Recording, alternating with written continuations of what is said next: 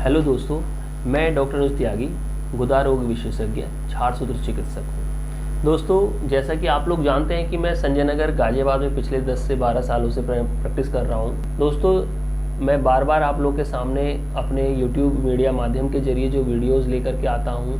उसका माध्यम यही रहता है कि लोगों में ज़्यादा से ज़्यादा जानकारी बने। गुदा रोगों पे जिस बारे में लोग शर्म करते हैं बात करने से, उस बारे में आप लोग अपने तक इन वीडियोस को देख सकें। और हाँ, सबसे बड़ी बात यह है कि दोस्तों, इन वीडियो को आप दूसरा कोई आपसे बताने नहीं आएगा कि उसको फिस्टुला है या भगंदर है या बवासीर है। वो चुपचाप अपनी बीमारी को दबाए बैठा है। आप ये समझिए कि सामने वाले को है ये बीमारी, और ये वीडियो आप प्लीज़ आगे शेयर कर दीजिए, क्योंकि इस बीमारी के लिए आपसे कोई डिस्कस नहीं करता है। सभी लोगों को महसूस होती है, शर्म महसूस होती है, और जब उसके पास में इस तरह की वीडियोज़ आती हैं तब वो उनको क्रॉलिंग करके चेक करता है कि उसको है क्या परेशानी। सो मेरा आपसे दोस्तों ये एक अनुरोध है कि आप इन वीडियो को ज़रूर दूसरे लोगों को शेयर करें, ताकि इस बारे में लोग बात करने से ना हिचकिचाएं। दोस्तों, जैसा कि आप लोग जानते हैं कि मैं छार सूत्र चिकित्सा जो करता हूँ वो गुदा रोगों के लिए एक वरदान के तौर पे काम करती है। बार बार होने वाले पाइल्स, बवासीर, फिशर, भगंदर में ये बहुत, जिन फिस्टुला को बार बार ऑपरेशन होते हैं उनके लिए बहुत कारगर साबित होती है। दोस्तों, आज हम लोग का जिस बारे में बात करने जा रहे हैं, जो हम लोग का टॉपिक है वो है फिस्टुला का बनने का मेन कारण। फिस्टुला बनने का जो कारण है उसके बारे में लोग अभी भी जब उनको ये बीमारी हो जाती है तब वो पूछते हैं कि डॉक्टर साहब ये फिस्टुला बन कैसे जाता है। तो दोस्तों, आज मैं आप लोग को यही एक जानकारी बताऊंगा, क्योंकि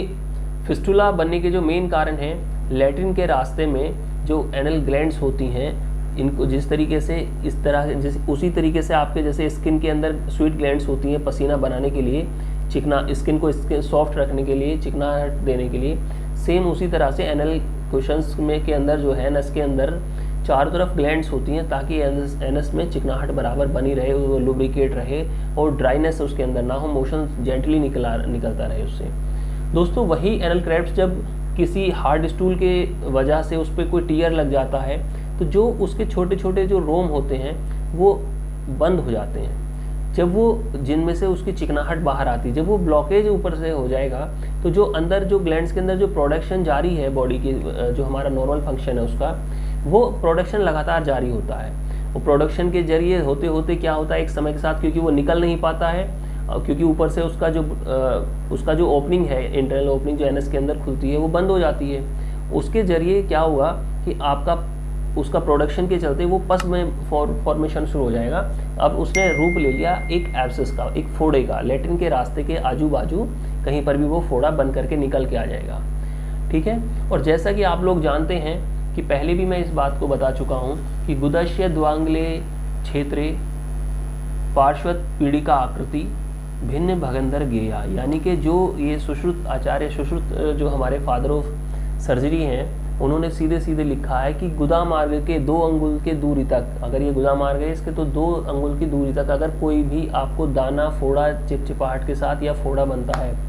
तो जो जानकार डॉक्टर हैं, जानकार जो चिकित्सक हैं, उसको भगंदर समझें, उसकी चिकित्सा भगंदर समझ के करें।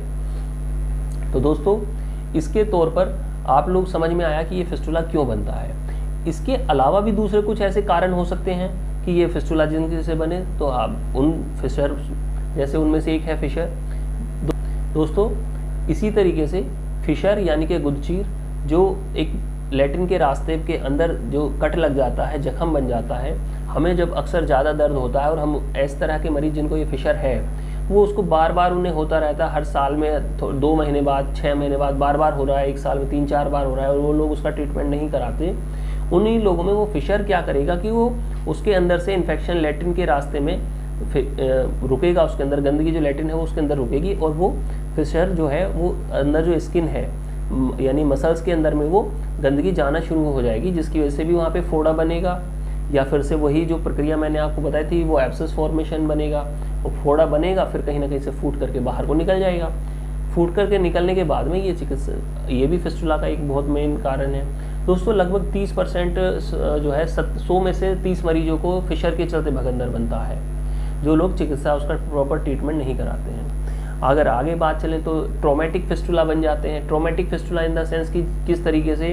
कि आप बारिश में गए, कोई यंग बच्चा है, कोई किसी तरीके से दौड़ रहा है, बारिश में है, या कहीं पर आपका पैर अचानक से फर्श पे पानी पड़ा हुआ आपको दिखाई नहीं दिया और वो आप पीछे अपने हिप्स के बल जो है वो उस पर नीचे गिरे, तो जो हमारे जो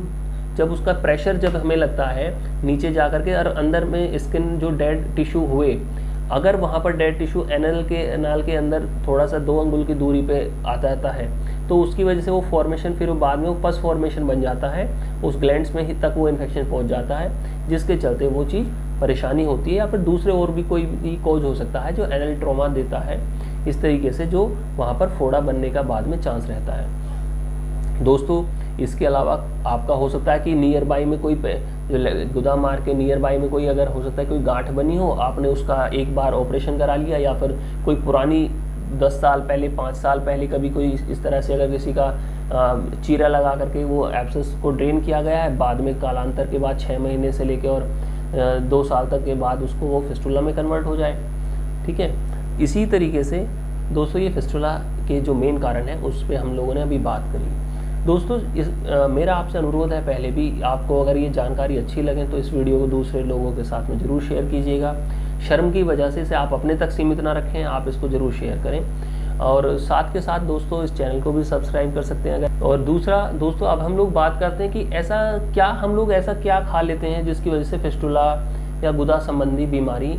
हो जाती है। आहार विहार में अपने करेक्शन करना चाहिए, अपने डेली रूटीन में और खाने पीने में हमें करेक्शन करना चाहिए। जिस तरीके से जैसे हम लोग लॉन्ग सिटिंग करते हैं, कोई बैंकर है या कोई आईटी का बंदा है, जॉब कर रहा है, काम कर रहा है, ठीक है, कोई भी बंदा हो सकता है जो ज़्यादा देर तक बैठ करके काम करता है, या फिर कोई भी प्रेग्नेंट लेडी, या इस तरह से जो लोग ज़्यादा देर तक बैठ करके किसी हार्ड सरफेस पे बैठ करके काम करते हैं, गुदा मार्ग के चारों तरफ, उसके गुदा मार्ग के चारों तरफ जब वो उस चीज़ पे प्रेशर पड़ जाता है, उस चीज़ पे जब वो प्रेशर पड़ जाता है तो उस पर जो खून का दौरा है वो दब जाता है, और खून का दौरा आसपास में क्षेत्र में प्रॉपर ब्लड सर्कुलेशन नहीं पहुंचता। जैसे हम बचपन में करते थे कि यहाँ से दबा दिया और आगे हाथ में देखते थे कि अब हाथ में आगे ब्लड जो है नहीं जा रहा है, उसी तरीके से तो खून का दौरा हमारा जब हम बैठते हैं लंबे समय तक तो हमारा वो प्रेशर, या ड्राइविंग करते हैं तो हमारा वो सर्कुलेशन रुक जाता है। इसीलिए पाइल्स जो है दोस्तों, ड्राइवर्स जो लोग होते हैं उनमें काफ़ी ज़्यादा हो जाती है।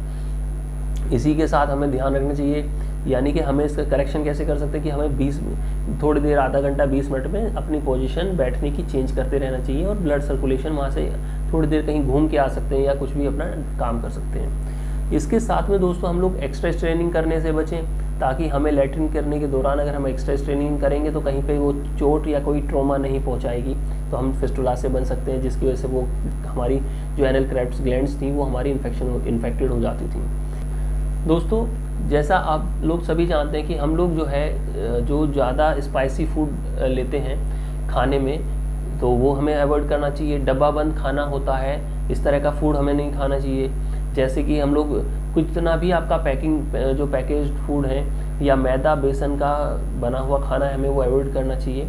ठीक है, ये भी सब एक बहुत बड़े कारण है, क्योंकि ये सब रूटीन आपका जो इम्यून सिस्टम है उसको डीएक्टिवेट करते हैं, यानी कि जो आपका इम्यून सिस्टम है उसको थोड़ा सा स्लो कर देते हैं, जिसकी वजह से ब्लड सर्कुलेशन भी पुअर हो जाता है और ये हमें दिक्कत करते हैं, या फिर कब्जियत बढ़ाते हैं और ट्रॉमा बनने का लैट्रिन के रास्ते में दिक्कत रहता है, जो एक कालांतर के बाद में हमें समय के बाद में वो फिस्टुला बनने का डर रहता है। दोस्तों आपके साथ में आज जो ये मैंने चीज़ें शेयर करी हैं, ये आप लोगों को अगर जानकारी अच्छी लगी हो तो ज़रूर इसको आप अपने दोस्तों के साथ शेयर करिएगा, सब्सक्राइब करिएगा। धन्यवाद, नमस्कार।